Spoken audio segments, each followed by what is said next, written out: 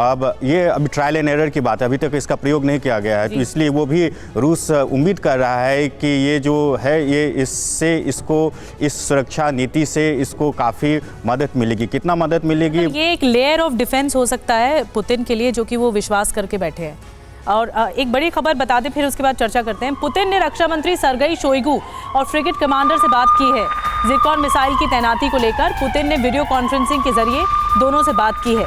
Sergei Shoigu ने Zircon को समंदर की जंग में सबसे घातक बताया है और पुतिन ने भी ज़िरकॉन को सबसे शक्तिशाली हथियार बताया है। शक्तिशाली हथियार रूस को बाहरी खतरे से बचाएगा, ये भी पुतिन कह रहे हैं। सोई सर, मैं आपसे जानना चाहती हूँ, दरअसल ये जो तैनाती होती है और ये दिखाने की कोशिश होती है कि हमारे जो जंगी जहाज़ हैं वो बहुत शक्तिशाली, हमारी जो मिसाइलें हैं, सुपरसोनिक मिसाइलें हैं, उसकी तैयारी बड़ी है। तो ये क्या जवाब है पेट्रियट मिसाइल का जो कि अमेरिका की तरफ से दी गई यूक्रेन को, ज़िरकॉन मिसाइल? नहीं, बिल्कुल। देखिए, ऐसा है कि दोनों ही देश ये अपनी जमीन पर नर्सरी बना के सिर्फ झाड़ बेचकर साल में 2 करोड़ कमाते हैं। उनके सीक्रेट्स को सीखना चाहते हैं तो फ्रीडम ऐप को अभी डाउनलोड करें। प्रदर्शन कर रहे हैं, इस्तेमाल कर रहे हैं, ट्रायल्स भी हो रहे हैं नए नए हथियारों के। चाहे वो जैसे कि सुमित जी ने बताया था कि ज़िरकॉन मिसाइल का भी पूरी तरह से टेस्टिंग होनी है और इसका इस्तेमाल किया जाएगा। तो मैं तो कई बार ये देख रहा हूँ कि यूक्रेन को एक तरह से फील्ड फायरिंग रेंज, जिसको कहते हैं रेंज, जहाँ पर ट्रायल किए जाते हैं हथियार के, इस तरह से भी इस्तेमाल किया जा रहा है। चाहे वो अमेरिका हो चाहे वो रशिया हो, दोनों नए नए हथियार, नए नए मिसाइल्स का इस्तेमाल कर रहे हैं। दूसरी बात यह है कि जो जिस प्रकार से शक्तिशाली शिप्स को वहाँ डिप्लॉय किया गया है और जैसा अंजलि जी बता रहे थे कि इनको भूमध्य सागर तक ले जाया जाता है, ये प्रोजेक्शन ऑफ पावर है।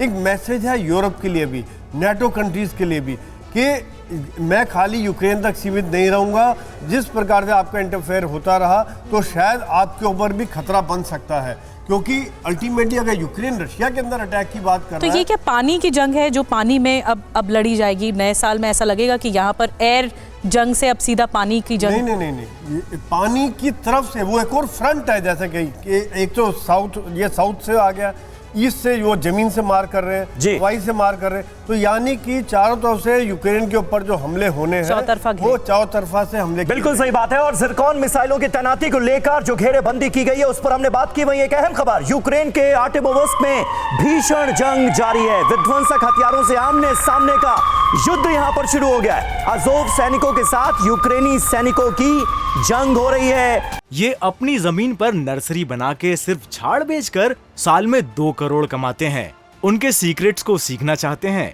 तो फ्रीडम ऐप को अभी डाउनलोड करें।